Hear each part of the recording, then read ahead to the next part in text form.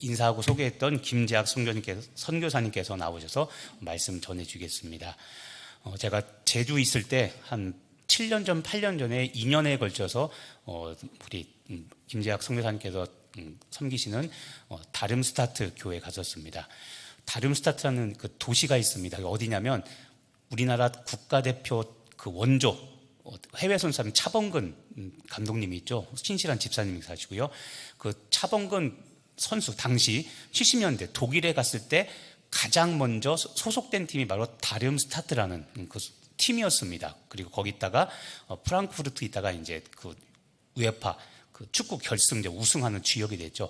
그러니까 다름스타트라는 곳이 있습니다. 프랑크푸르트에서 한 1시간 정도 떨어진 곳에 다름스타트라는 곳이 있는데 그 다름스타트 우리 그 성결교회를 담임하고 계십니다. 잠시 이제 들어보시면 알겠지만 한인교회 사정이 그렇게 여러분 넉넉하지가 않습니다. 그런데도 불구하고 선교사님께서 그곳에서 사실은 독일에 박사 학위 공부하러 가셨다가 한인교회 사정들을 보고 박사학위를 포기하시고 한인들을 위해서 목회를 하고 계십니다. 그런 마음들이 사실은 굉장히 귀한 일입니다. 그래서 7년 전, 8년 전에 제가 서귀포 있을 때 가서 함께 사역을 한 적이 있습니다.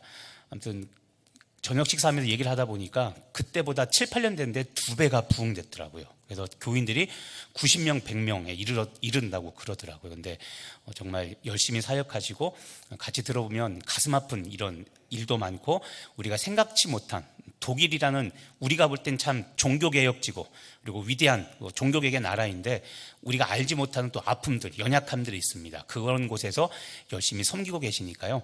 우리 같이 듣고 비전 같이 사면서 큰 은혜의 시간 되길 바라겠습니다. 나오실 때 큰 환영의 박수로 맞이하도록 하겠습니다.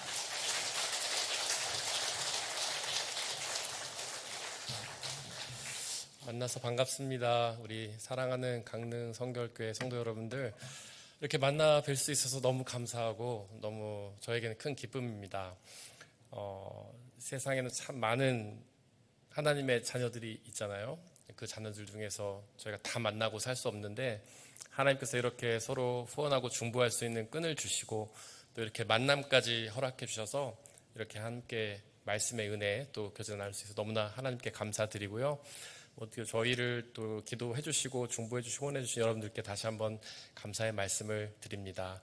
시간 잠시 기도하고 선교보고와 함께 말씀을 나누겠습니다. 사랑과 은혜의 하나님, 당신은 전능하신 하나님임을 고백합니다. 그 전능하신 능력으로 온 세상을 창조하시고 우리에게 생명을 주시고 우리의 모든 필요를 채우신 하나님, 오늘 이 시간 당신의 말씀을 통하여 당신의 전능하심을 우리에게 선포하여 주시옵소서. 성령 하나님, 우리 가운데 역사하여 주시고 온전히 하나님의 말씀만이 선포되게 하시고 그 말씀을 통하여 우리가 주님의 진리를 깨닫고 믿고 의지하여 그 진리가 약속하시는 구원의 은혜, 참된 기쁨과 평안을 누릴 수 있도록 역사하여 주시옵소서. 우리 주 예수 그리스도의 귀하신 이름으로 기도드렸습니다. 아멘.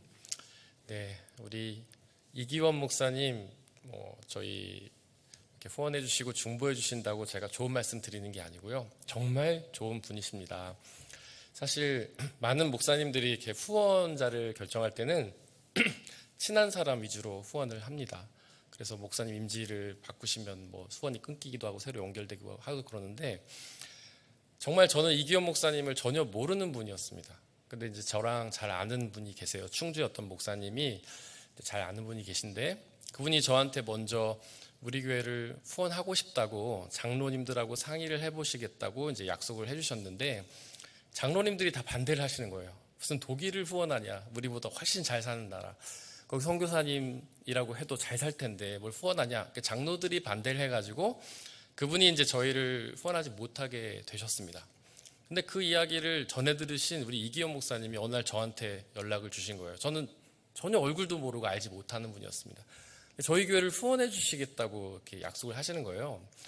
저는 이게 꿈이냐 생시냐 믿을 수가 없었습니다. 그런데 그때부터 지금까지 후원을 해주셨고요. 그리고 나서 한참이 흐른 뒤에 목사님을 처음 만났습니다. 독일에서. 저희 교회에 이렇게 선교를 와주시고 그래서 그때 처음 뵙고요.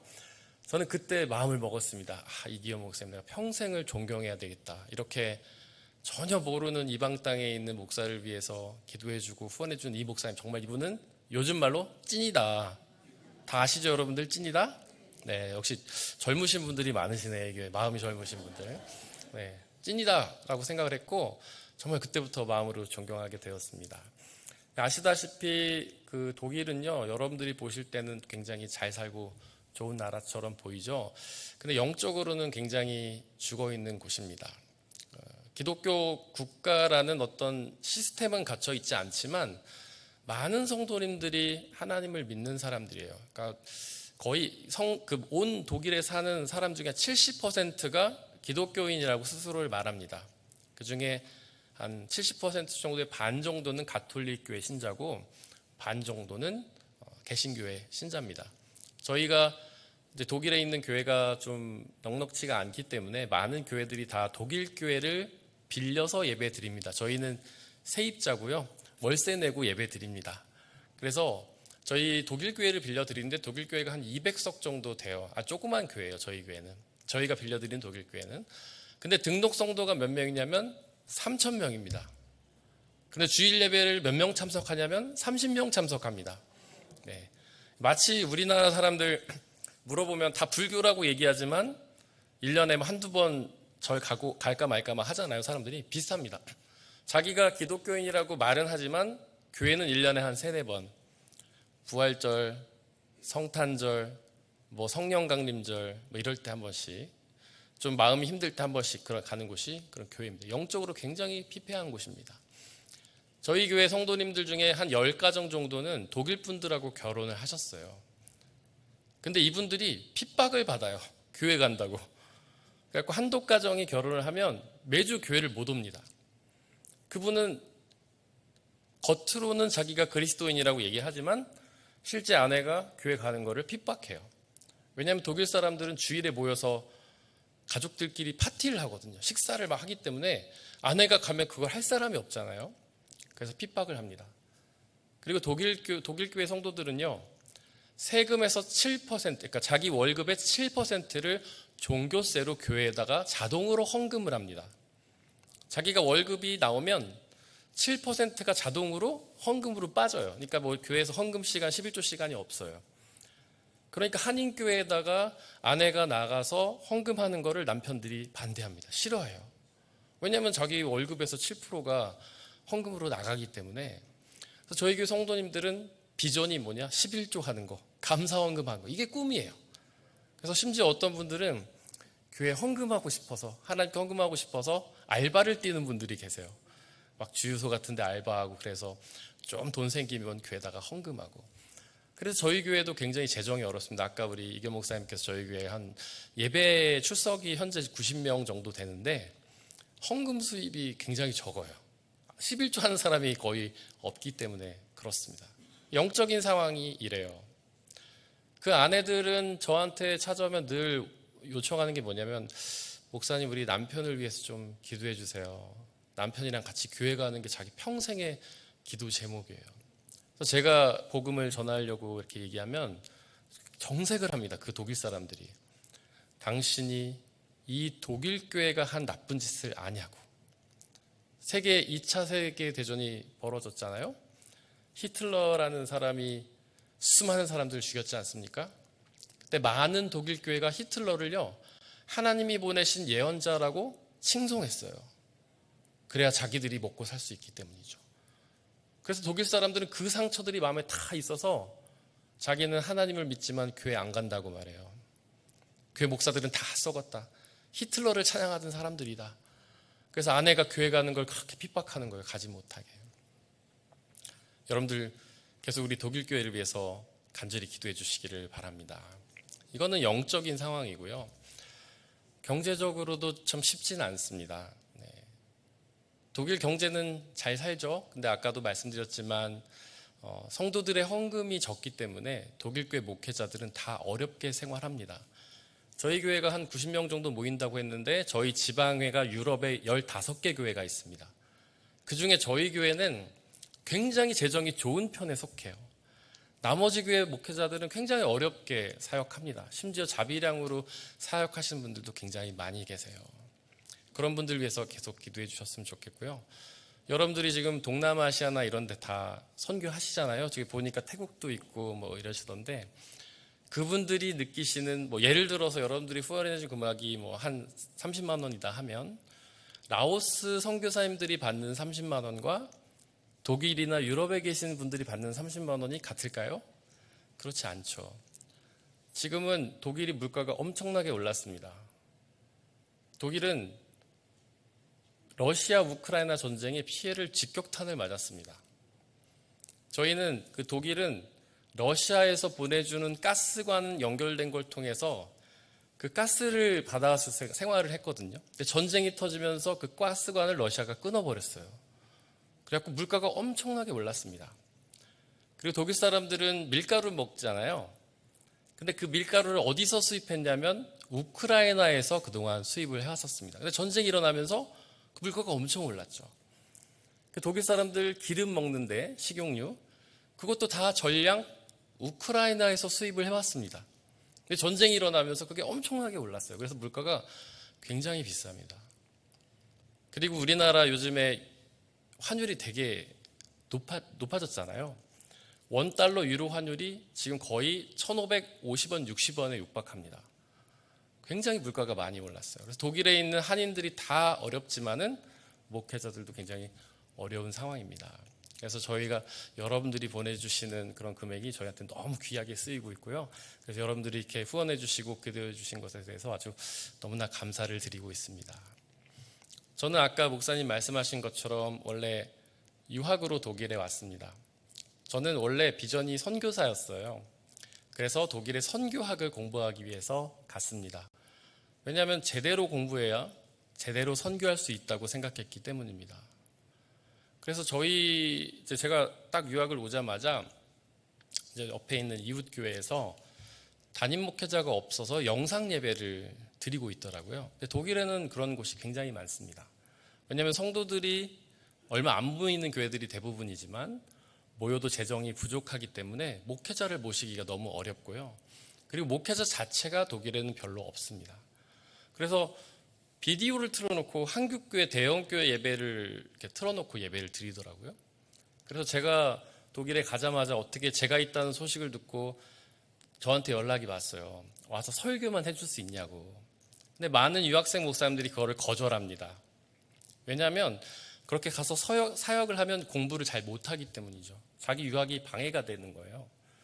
그렇게 해서 하루 이틀 교회 가서 사역하면 자기 유학기간이 늘어나고, 유학기간이 늘어나면 자기 생활비가 늘어나잖아요. 그래서 많은 유학생 목사님들이 목사임에도 불구하고 사역하기를 거부합니다. 그렇게 해야 시간도 줄이고 자기 돈도 줄일 수 있기 때문이죠.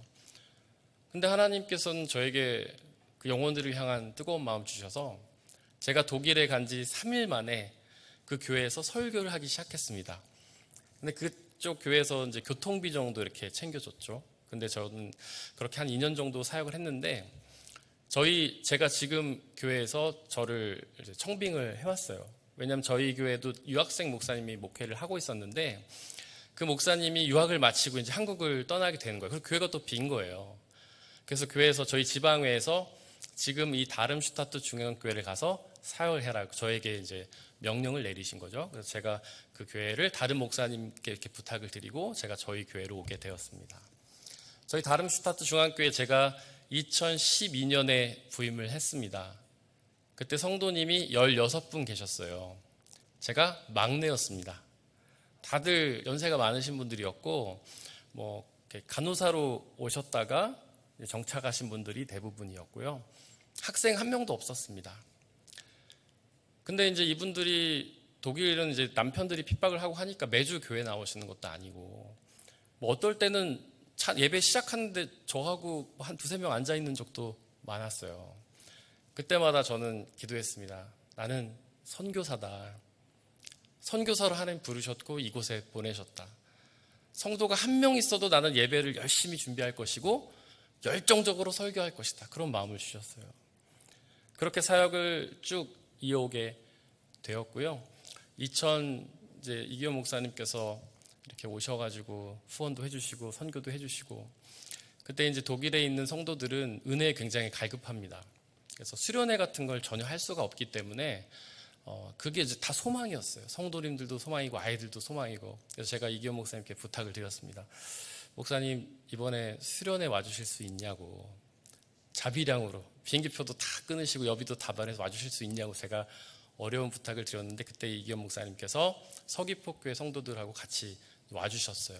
그래서 목사님께서는 우리 어른들을 위해 은혜를 주셨고요, 우리 그 다음에 전도사님과 몇몇 그 교사들이 오셔가지고 아이들을 위해서 수련회를 해줬습니다. 우리 아이들이 너무너무 행복해했어요. 처음 해보는 수련회였거든요. 그렇게 이렇게 은혜를 저희가 받았습니다. 제가 아까 목사님께도 말씀드렸는데 강릉 성결교회 여러분들도 와주실 거죠? 네. 아멘이 안 나오고 그냥 웃음만 나오네요. 다시 한번 제가 물어보겠습니다. 여러분도 와주실 거죠? 아, 네. 지금 목소리 몇 분이 들리시는데, 네, 녹화 안 됩니까 이거? 계약서를 써야 되는데요. 그만큼 저희가 은혜에 갈급하지만 어떻게 공급받을 곳이 없습니다.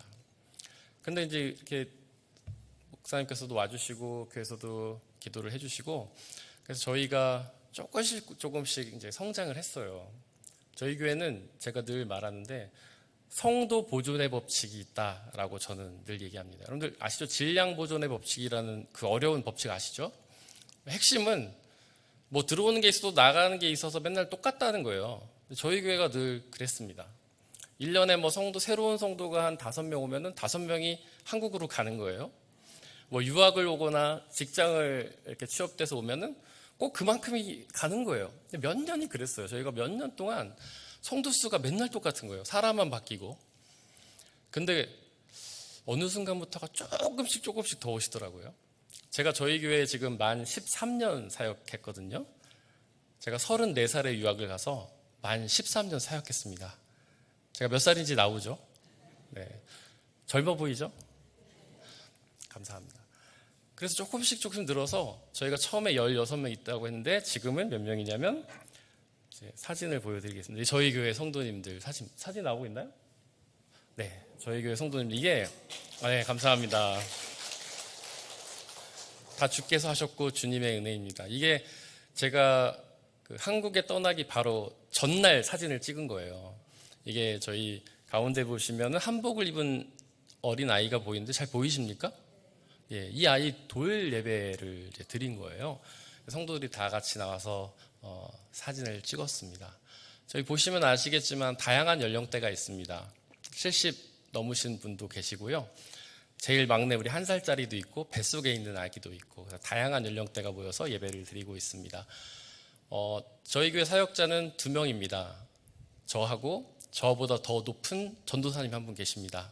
제 아내가 저보다 훨씬 높은 전도사님이 있고, 제가 뭐 사역을 하려고 계획하면 아내가 오케이를 해줘야, 우리 전도사님께서 승인을 해주셔야 저희는 사역을 할 수가 있습니다. 그래서 우리 아내가 어린이부를 맡고 있고요. 제가 지금 장년부를 맡고 있습니다. 이렇게 어린아이들이, 어른들도 외국에서 사는 건 쉽지 않은데 아기들은 더 어렵잖아요. 그래서 아이들은 학교에 가면 다 외국인 친구들이고 막 그래요. 근데 지금은 좀 K-드라마나 K-팝이 인기가 많아져서 우리 아이들이 좀 가면 인기가 많은데, 옛날에는 맨날 놀림 당하는 거죠. 너 김정은 뭐 동생이냐? 막 같은 김씨니까. 그런 얘기 제일 많이 듣습니다. 너 김정은 친척이지? 막 이런 얘기 되게 많이 듣고.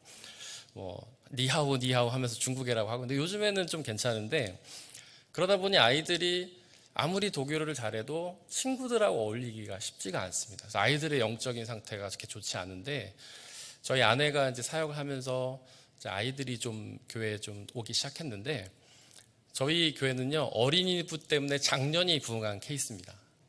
어린이들을 우리 아내가 오면 정성껏 해주는 거예요. 막 재밌는 것도 하고 같이 요리도 하고 하면서 아이들이, 저희 집에서 한 20km만 가면 프랑크푸르트가 있거든요. 다 아시죠? 프랑크푸르트.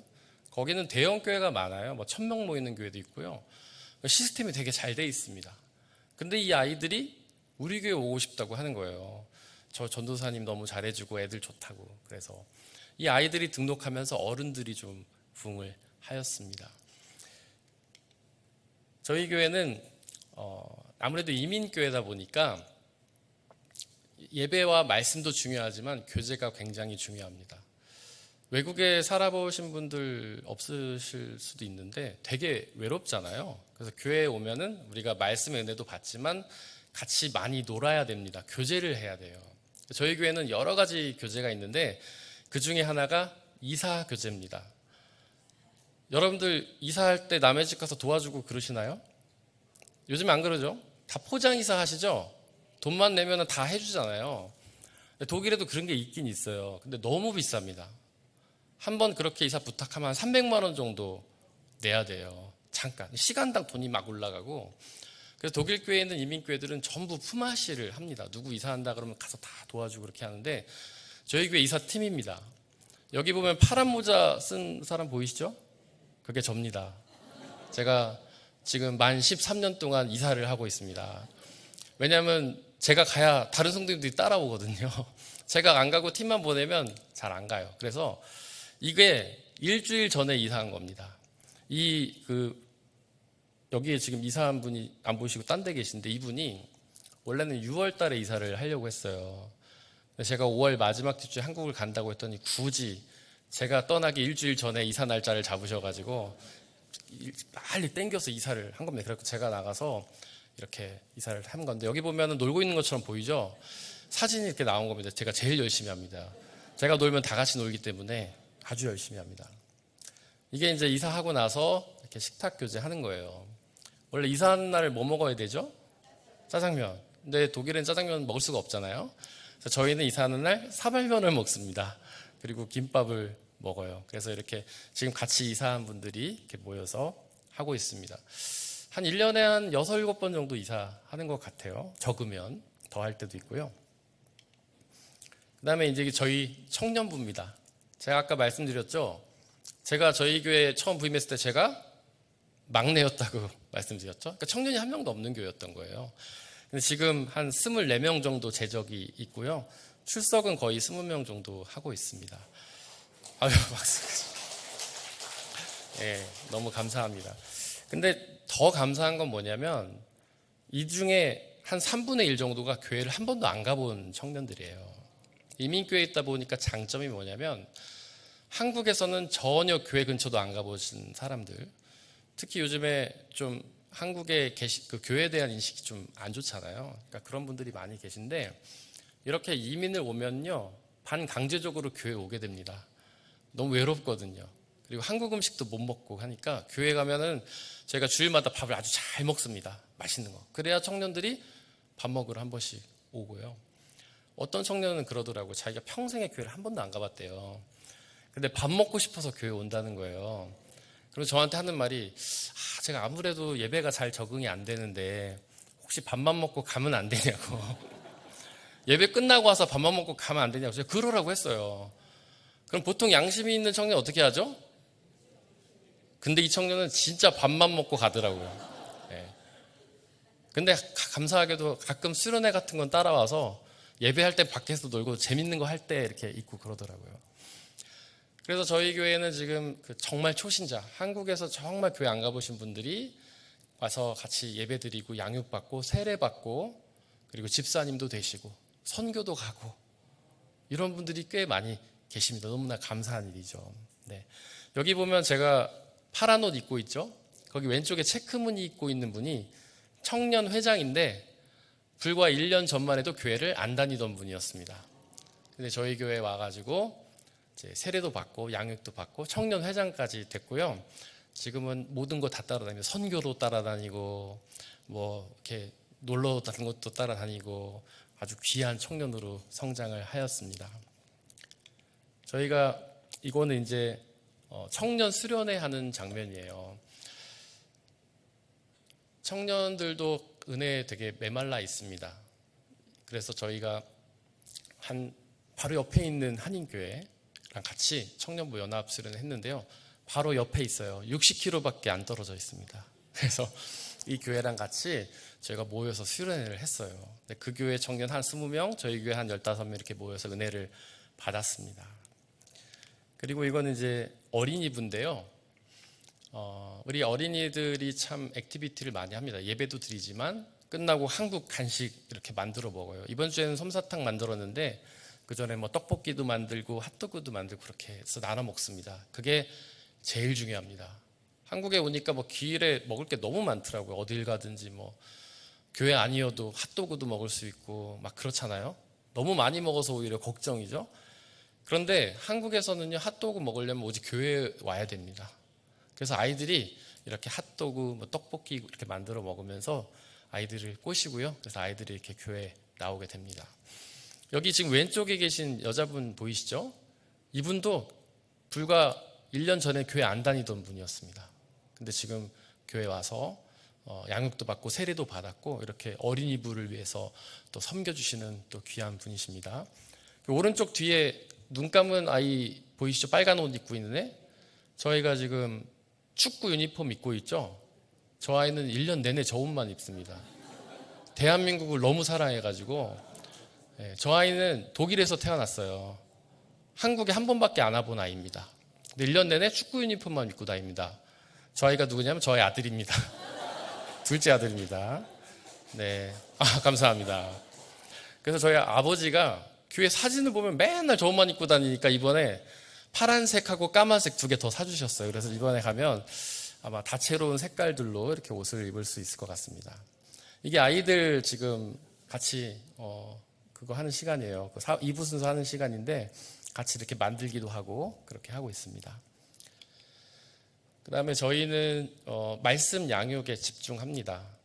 저희가 교회에서 하는 말씀 양육이 한 3개 정도 있어요. 1:1 제자 양육도 하고요. 그 다음에 이제 보통 교회에서 하는 제자 훈련도 하고, 그리고 저희 교회에서 이제 제가 좀 다른 교회는 없는, 만들었다면 좀 그렇지만 제가 이렇게 편집한 그 과정이 있어요. 이 과정은 1년짜리입니다. 일주일에 주일마다 오전에 2시간씩 이렇게 온라인으로 합니다. 저희가 아무래도 아까 제가 말씀드렸지만 성도님들이 다 멀리 사세요.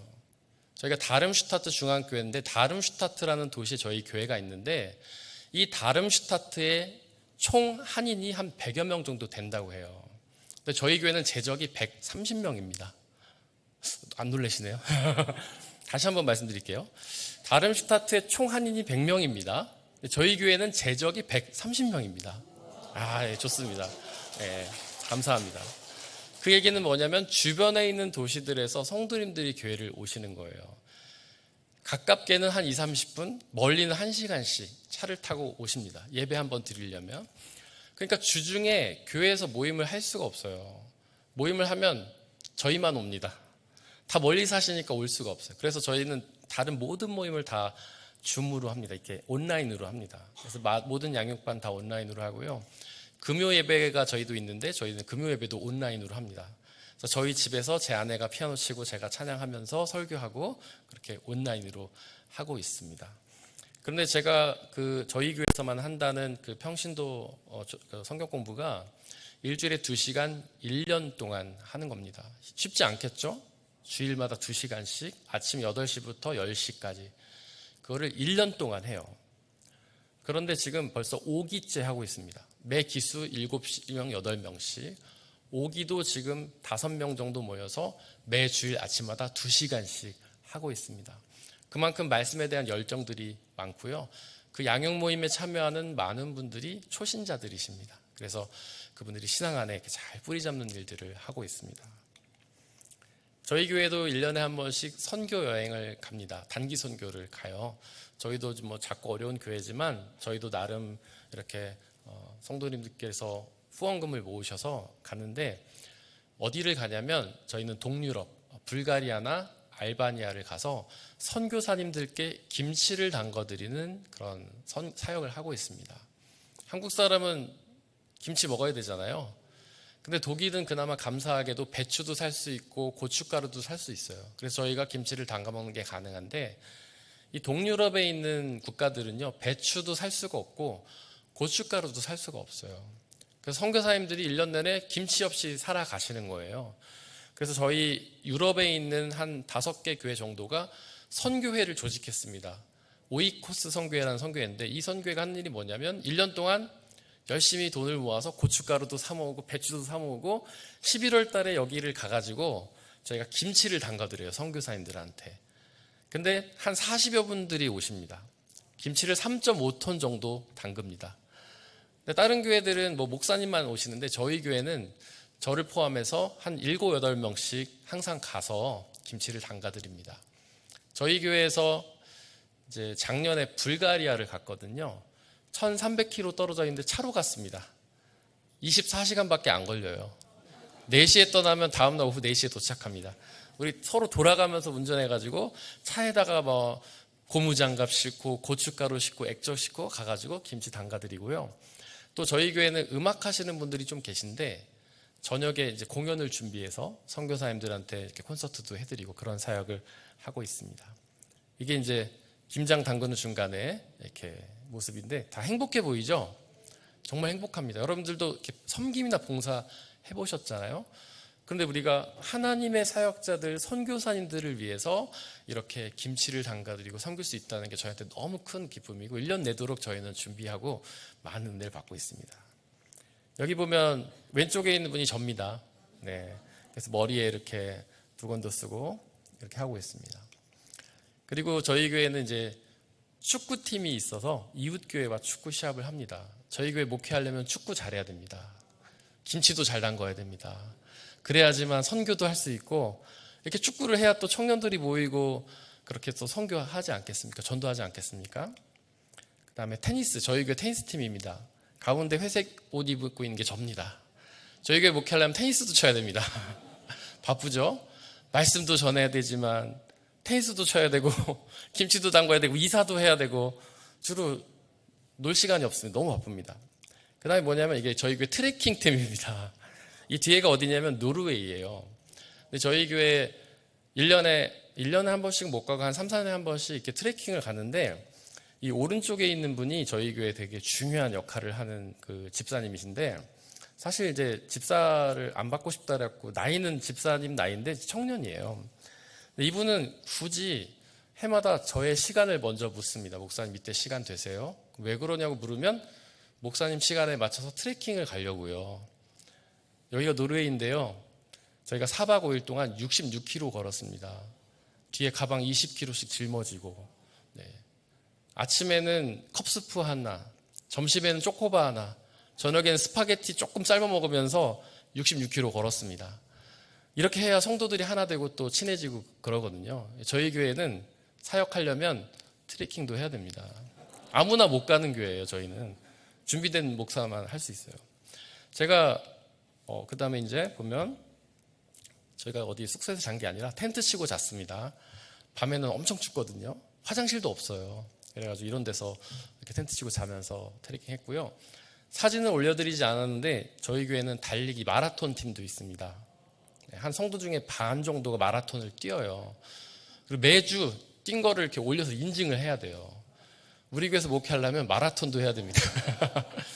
그래서 저도 또 대회가 있으면 꼭 같이 나가자 그래요. 막 20명씩 나가거든요. 5km 대회, 10km 대회 나가는데 목사가 거기서 허덕거리면 은혜가 안 되잖아요. 그래서 열심히 뜁니다. 일주일에 3번씩 10km씩 3번씩 뜁니다. 다 목회하려고 뛰는 거예요. 그래서 제가 원래 훨씬 뚱뚱했었는데 10kg가 빠졌어요. 달리기 하느라고. 네. 기도 제목입니다. 저희 교회가 계속해서 주님의 말씀 안에 성장하기를 기도해 주시고요. 저희 교회가 승합 차량을 놓고 기도하고 있습니다. 한국에서 교회 웬만한 교회 승합차 다 있잖아요. 근데 독일에 있는 교회들은 그 승합차 구입하기가 굉장히 어렵습니다. 일단 승합차가 굉장히 비싸요. 우리나라 돈으로 1억 이상은 줘야 스타렉스 하나 살 수 있어요. 옵션도 없는. 너무 비싸요. 물가도 비싸고. 근데 저희 교회가 아까도 보셨지만은 이사도 해야 되고 저희 교회는. 그다음에 성도들 데리고 불가리아도 차로 가야 되고 그다음에 축구도 하러 다녀야 되고 달리기도 하려 되고 봉고차가 되게 필요한데 없어서 기도하고 있습니다. 여러분들도 함께 기도해 주시면 감사하겠습니다.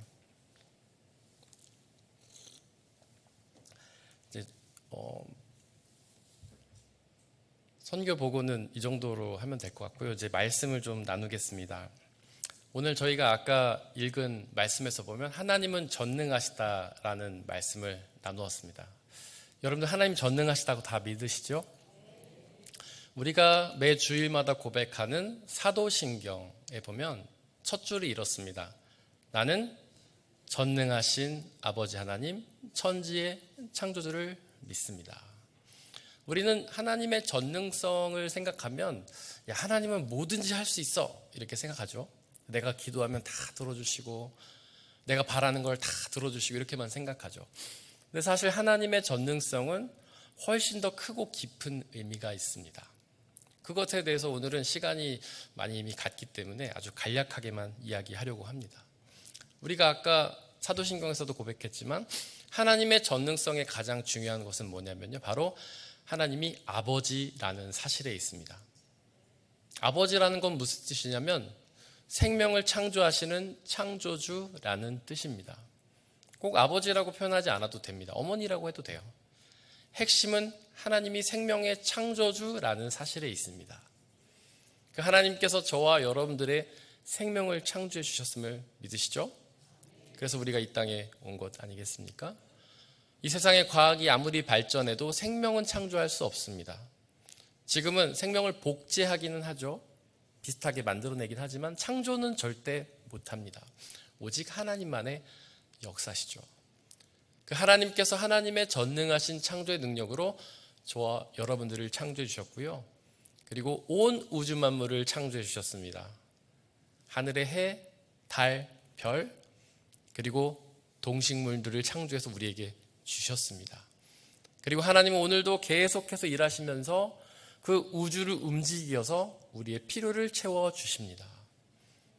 우리는 우리가 열심히 일해서 번 돈으로 마트에 가서 먹을 거 사 먹으니까 마치 내 능력으로 먹고 사는 것처럼 오해하죠.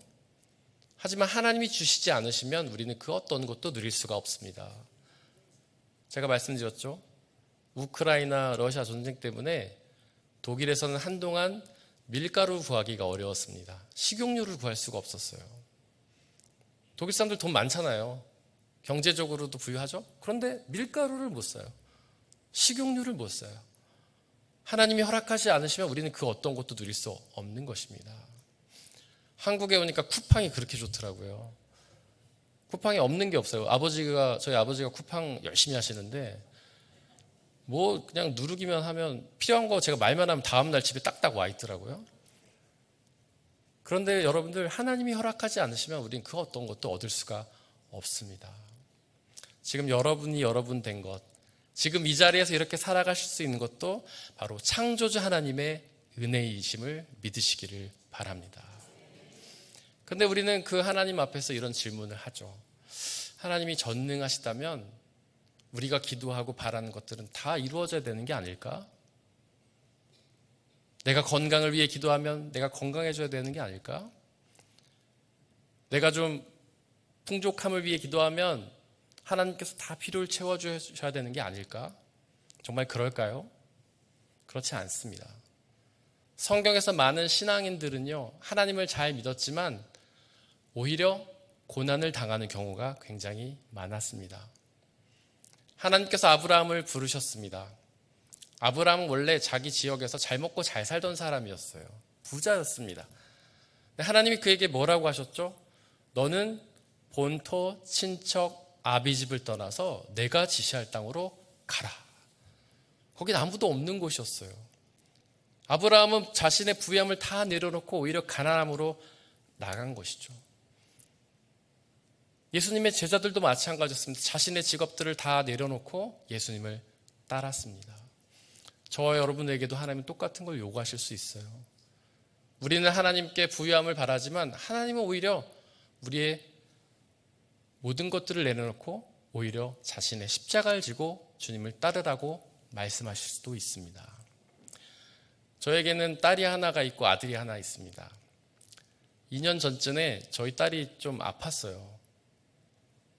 처음에는 배가 아프고 머리가 아프다 해서 검사를 받았는데 나중에 뇌종양으로 판결을 받았습니다.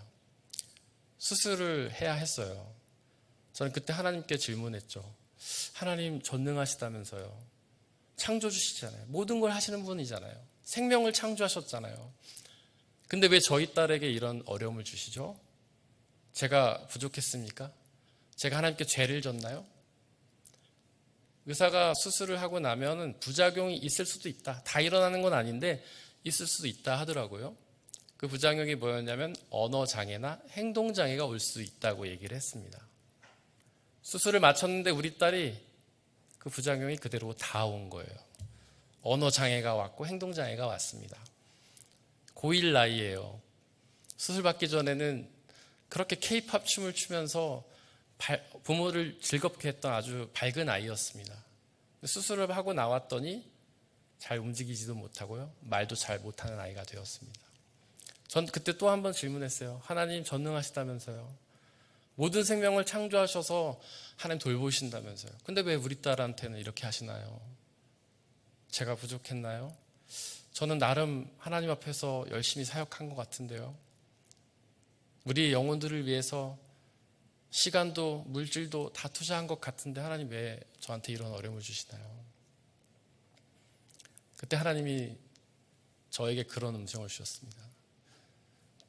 나를 따르려거든 자기 일을 부인하고 자기 십자가를 지고 따라라. 나는 너의 아버지지만 나는 너를 때로는 어려움 가운데로 인도한다. 여러분들도 다 자녀가 있으시죠? 자녀분들한테 무조건 잘해주십니까?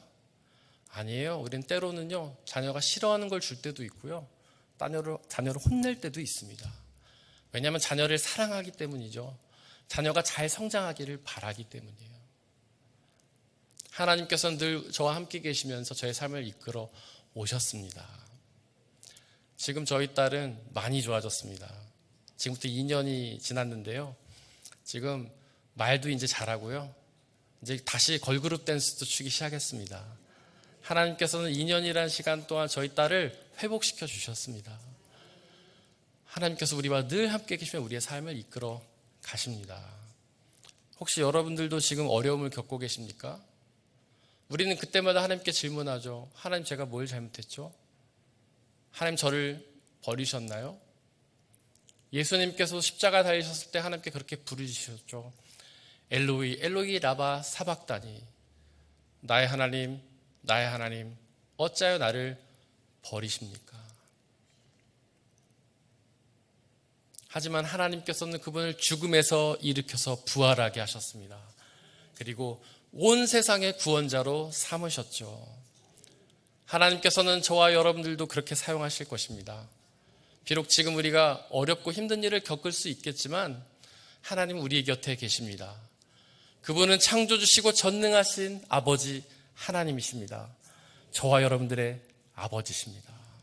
그분이 여러분들과 늘 함께 계시며 여러분의 삶을 이끌어 가시며 그분의 놀라운 은혜와 축복으로 채워주실 것입니다. 함께 기도하겠습니다. 전능하신 아버지 하나님, 오늘도 살아계시며 우리 안에서 역사하신 줄을 믿습니다.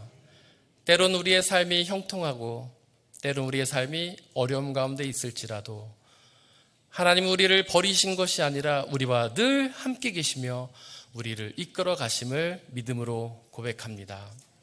우리를 사용하셔서 당신의 뜻을 이루어 주옵소서. 당신의 역사를 이루어 주옵소서. 우리가 늘 그 하나님의 은혜를 경험하며 복되고 은혜로운 삶이 될 수 있도록 아버지 하나님 역사하여 주시옵소서. 우리 주 예수 그리스도의 귀하신 이름으로 기도드렸습니다. 아멘.